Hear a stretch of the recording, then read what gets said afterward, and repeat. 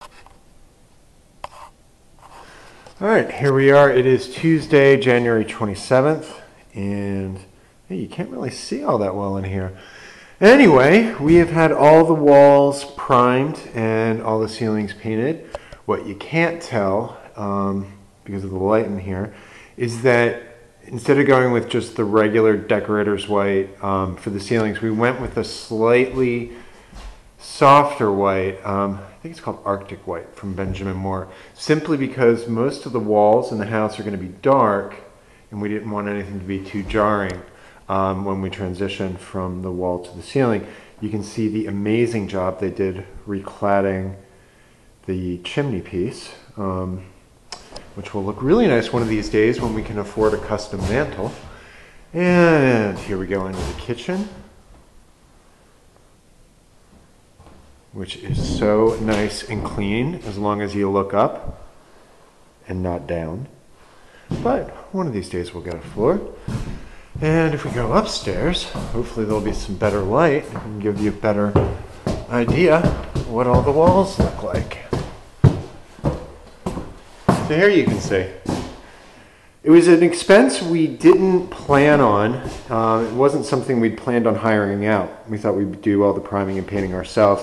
But the estimate was really, really good. And at the end of the day, priming your walls, especially in a house that's as big as this, is a real pain in the ass. So we weighed our options, money we're going to spend versus time and aggravation we're going to save. Figured it was worth it. So this is the project we're working on now. They had to come back and do a little more spackling over the tape because you could still see it. But this bathroom, the hall bath, is going to be the first room we're going to finish. You can see we've laid down the Durock, which we will use to affix our penny tile.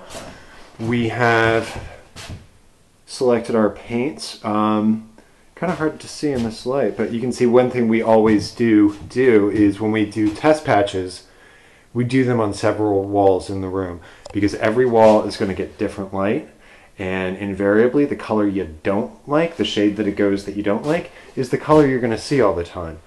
So best to check the paint against every single wall.